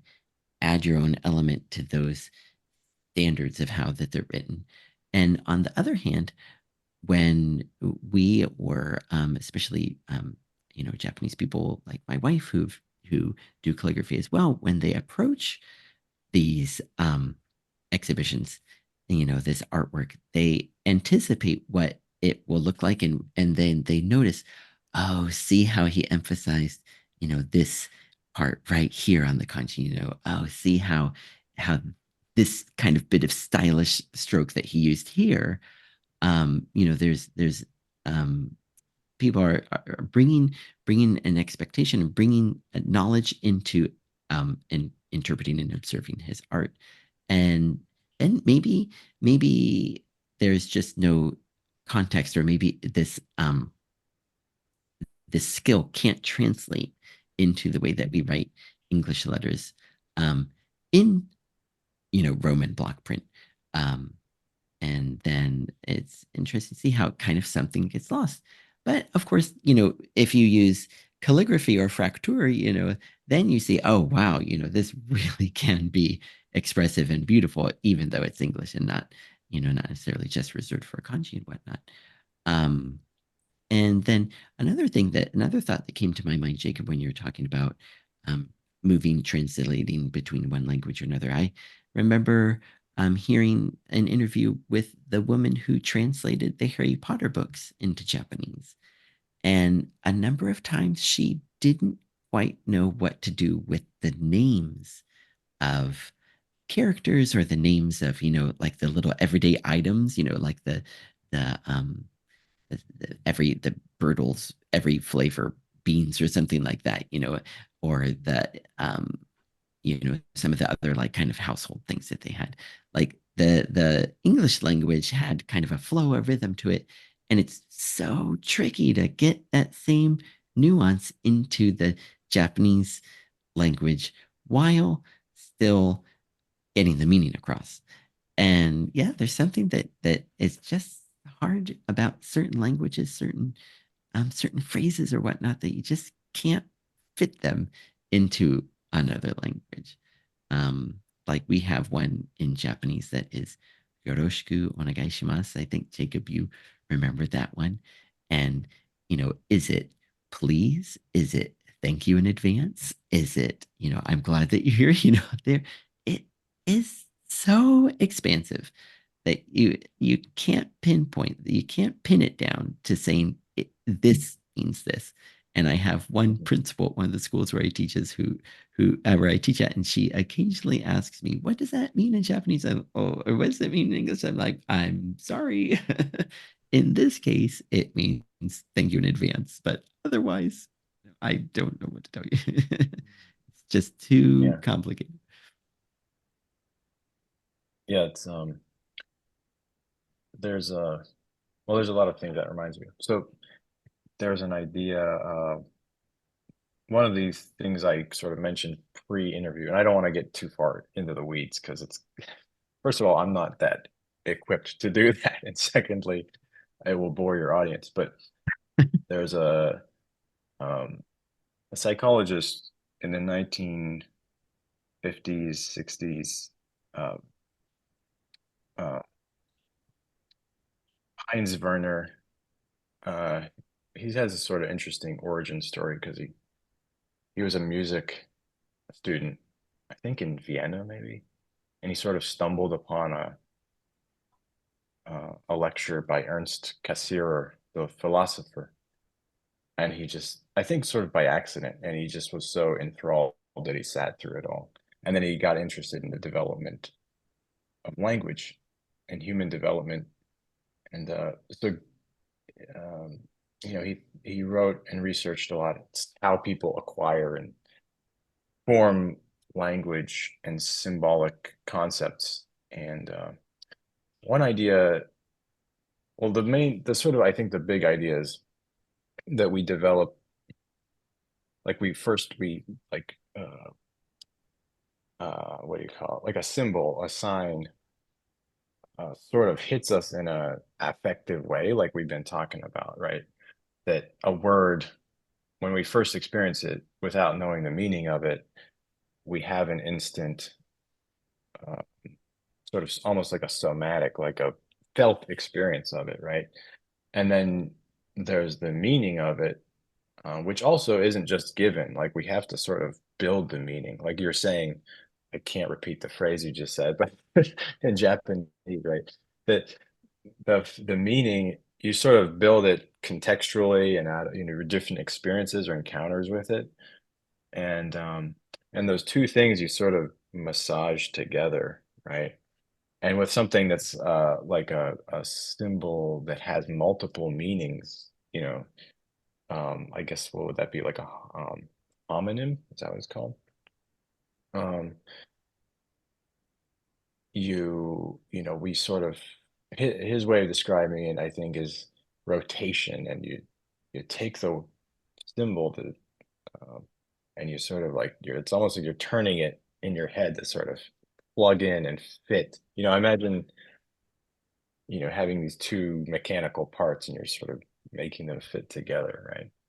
Um, and so you can, like you said, you can't really explain why they fit together or why this thing means this thing in a certain context, but you just know it because you feel them sort of meshing in any given context, right? Um, the other thing I was thinking was the um, how, when you're talking about calligraphy, like the medium is so crucial to how we perceive the characters that we like, the letter, the alphabets that we use. And I was thinking about the development of especially East Asian writing is generally with brush and ink, right? Although I mean, I think that's for most of its development.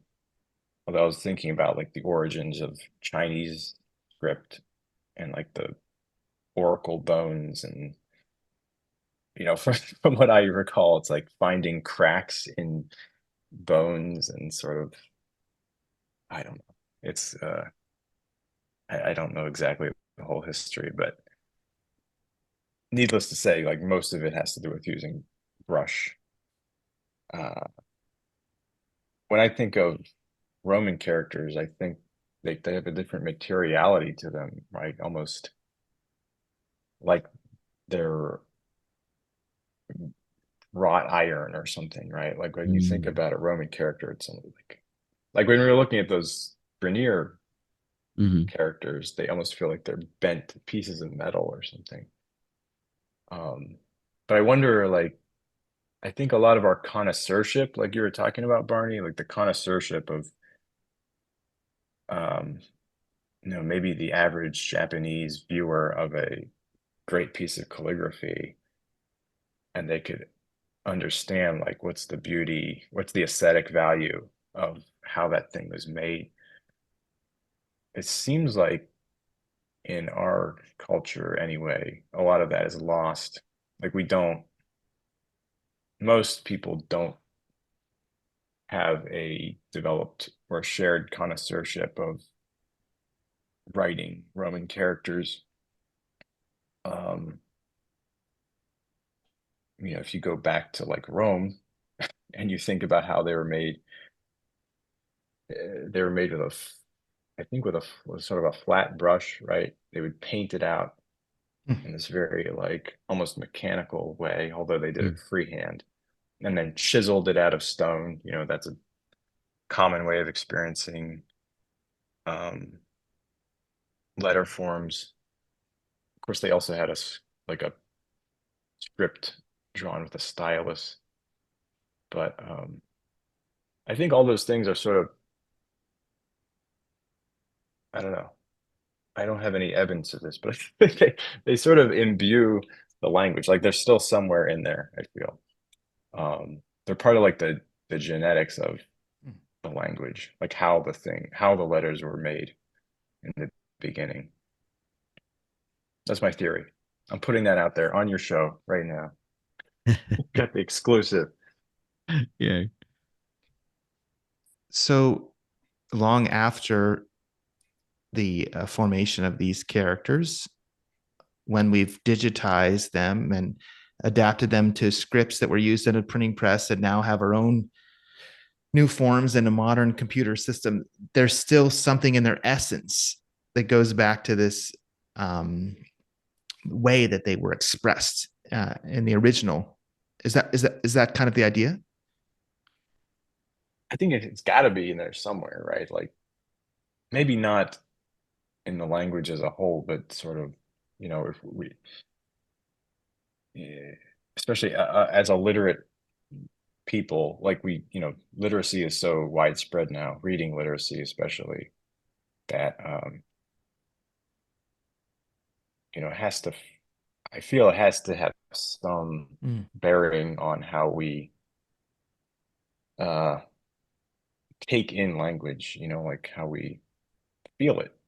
Uh, That's such a fascinating idea to me, that the origin of a thing, a visual symbol, kind of is encoded in the DNA of the thing in a way, so that years later, even when it's been adapted over and over again and used in new ways, if you dig enough or reflect enough or um, do some research, you can kind of get back to the original origin story, and somehow that enriches the sense or the meaning or the experience.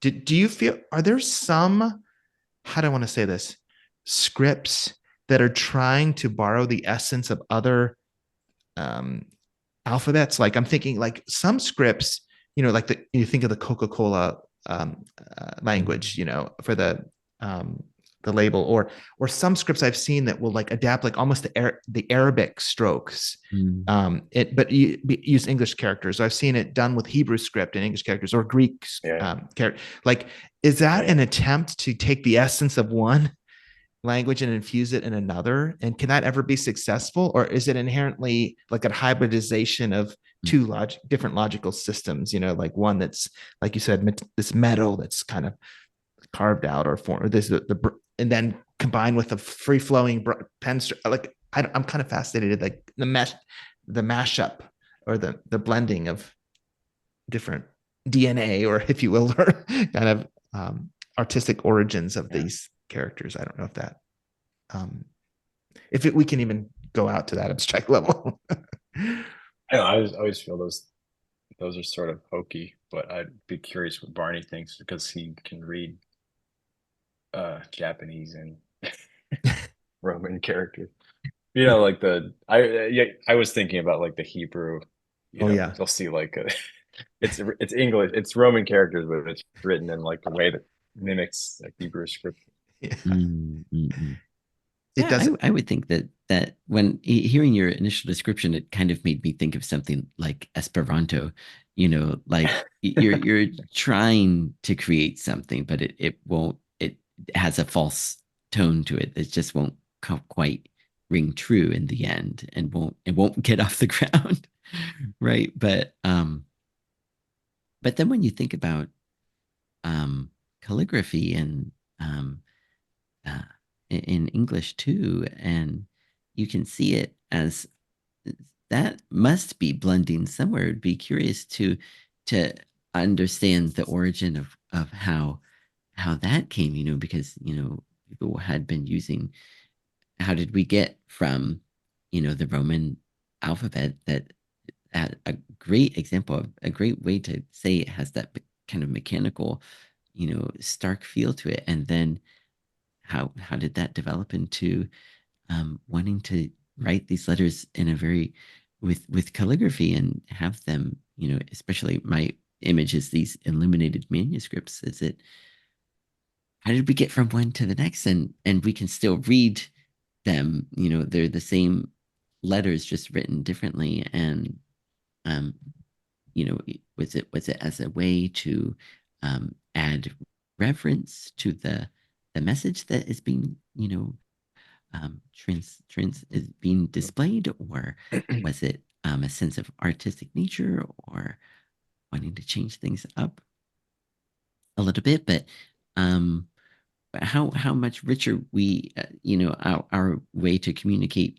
through text it is thanks to that, and now thanks to the numerous fonts that are at our disposal in word processing and whatnot.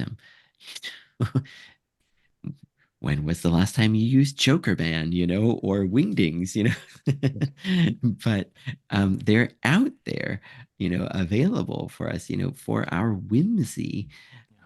and aside from wingdings, we can still get, open mailbox, we can still get our message across to other people with our sense of personality, or we can match our tone and the font together, and get away from just these limits of how the Roman alphabet should be written. And there's kind of some of that with Japanese fonts as well. You can get fonts that look like calligraphy. You can get fonts that are very straightforward and whatnot.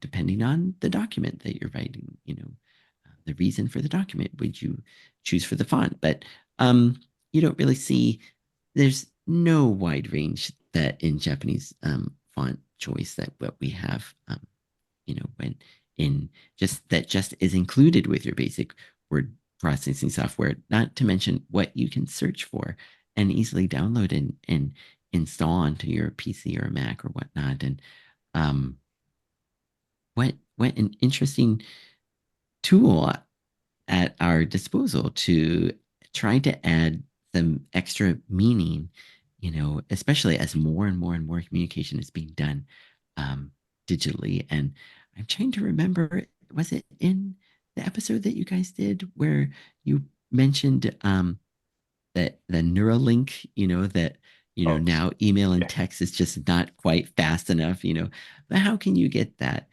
sense, that tone? I'm sure you could probably find, who knows how the Neuralink works, or how it will eventually, something like this would work, that you could maybe display, convey, yeah, emotion. But um you know this, that's what we have now with the chance to fonts and colors and backgrounds and whatnot.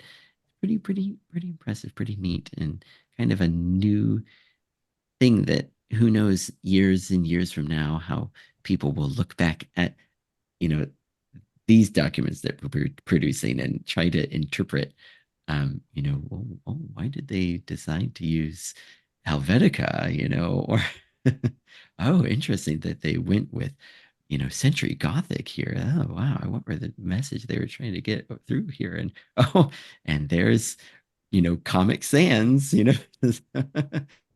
um, you can Yeah, I just think kind of so. picture this, but um, funny how communicating with through the fonts, the different fonts that we have at our disposal now is kind of harkening back, like what we said, harkening back to what history has, the established history of this language, how it was written, how it was eventually written, and how that was adapted, and now, how we're using it now, with all this at our disposal in this digital era. I feel like there's not to jump in here, Matt, if you wanted to respond to that, but I feel like I'm pulled in two directions right now. And on the one hand,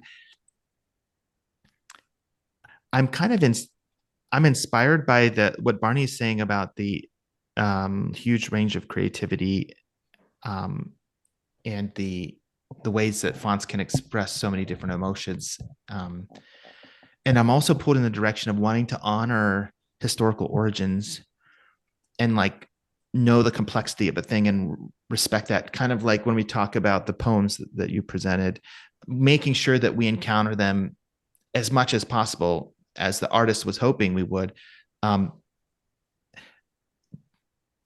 it's such an interesting tension because like on the one hand there should be this huge range of human creativity to do with these fonts what we want, and we should and enjoy that and encourage that. But at the same time, can we have experiences where we take time to slow down and learn some particulars about a font or how it's used, or in these poems a particular artist's way of writing that is very unique to that artist and requires us to not try to impose our in that moment our creative license, but like to learn and listen and then grow. I don't. There's like two things we can do at the same time, and then one final thought, if I can, just to throw out there, if you all would want to react to it, is that linguistic systems and alphabets within themselves have a certain amount of shared history. Like I remember I used to have a poster of that traced the development of a number of alphabets from the original Phoenician,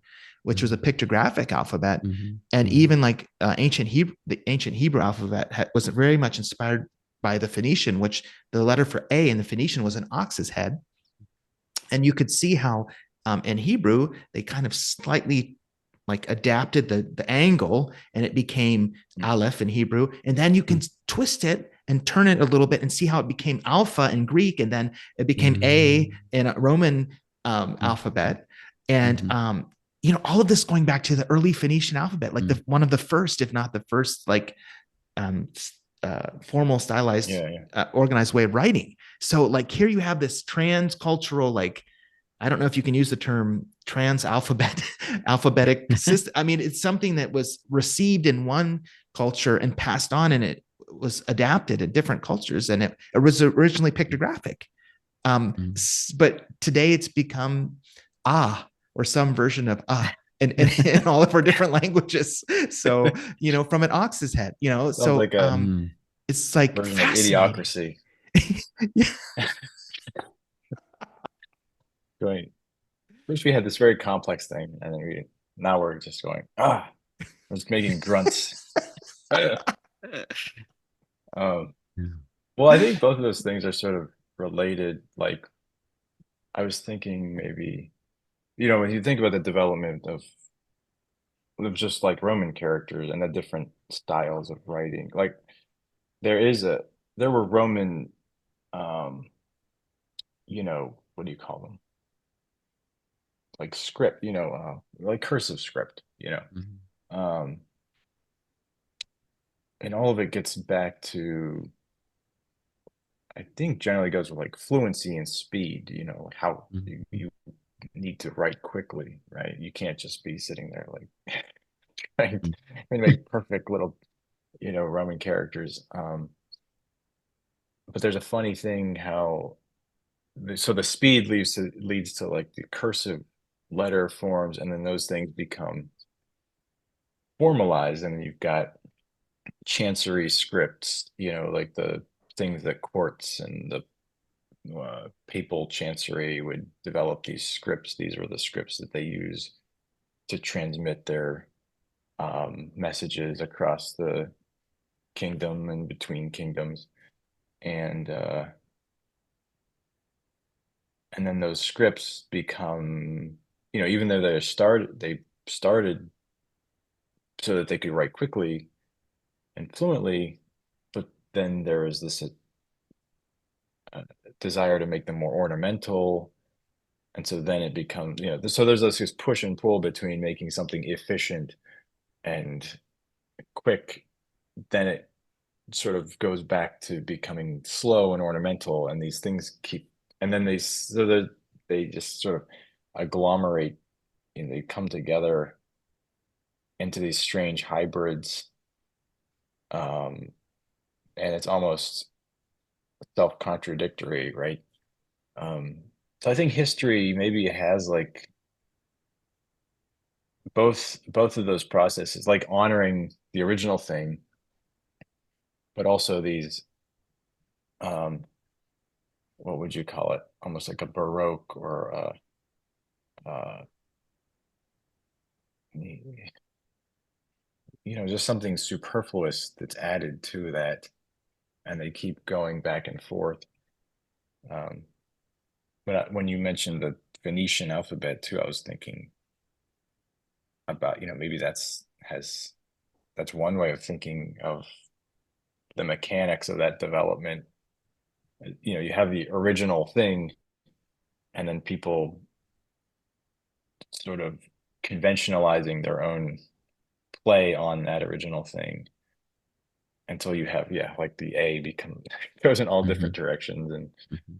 um, yeah, there's like a back and forth between trying to stick with the like original, what seems like a perfect invention, and then adapting that, and maybe it's not even a logical, rational thing. It's just the somehow catches on, right? across a people. Yeah, strange. I think that the whole history of language is just Mhm. fascinating too. Like, I wish I knew more about it, but like from what I understand, there's, if you look way back in history, you can find connections between like European languages and uh, Sanskrit, right? Like Indo Indo-European culture, right? That's like a thing, Yes. which is just like to fathom how deep in history that is just mind-boggling to me. That is mind-boggling and rich, and I'm so grateful that we could have this conversation. And if you'll permit me, I wanted to end on a little bit of a light note with a joke Mhm. that I came across on Facebook. Sure. So if I'm going to share my screen here, and um, you know, we're in our culture in the U.S. We're used to fortune cookies and all manner of like a culture around proverbs and wise sayings, and I saw this on Facebook, and I just I don't know, it just made me laugh, and so I for our audio audience, it's a picture of an older man, and it says, "A wise Chinese man once said," and then in the space where the quote would normally be, um, you just have Chinese characters. So the English audience would have no clue what the original um, wise Chinese man once said. Yeah. So I got on Google Translate, and to make the joke even more um, obscure, if you translate those characters um, from the Mandarin, it means a northern dialect. So Mm. even the Mandarin speaker doesn't know what he's saying because he's speaking in a northern dialect. So we have no clue what the wise man once said. Yeah. So anyway, I just thought that was kind of funny. So language and symbol, it does transcend words. Sometimes we don't know what it means or how to express it, but humor is another one of those things too Mhm. that is hard to Mhm. translate and can also transcend words and take a while for us to take in. But I thought it was kind of a fun Mhm. thing to close on. Mhm. And it's been a real treat, Matt, to reflect with you today. Um, Thank you so much Yeah, for same. coming again. What a joy. And who knows what the future holds? Maybe we can convince you another time down the road with another topic to come back again, or another aspect of Mhm. what we talked about that we didn't get to fully. But Well, yeah, this has been fun. Thank you. Thanks. And Barney, great that you could be here too. We could have our conversation. This is fun. And Yeah. yeah, maybe another episode could start with dissecting a meme. oh, We could yeah, just there we go. Oh, that'd be a fun. little Mhm. it would be. I think Okay, it would. Matt, just throwing that out there. If you want to think about that a while and consider which one, All and right. if you want to come back, just saying Mhm. that's always that invitation's always there. Um, All right. but so we want to thank you, Matt, and you, Barney, also for being a part of this today, and our audience. We thank you for joining us in this conversation, for going along for the ride, and hopefully even in your own reflection, for engaging with this idea of a language beyond words. And so thank you again, and until next time, goodbye.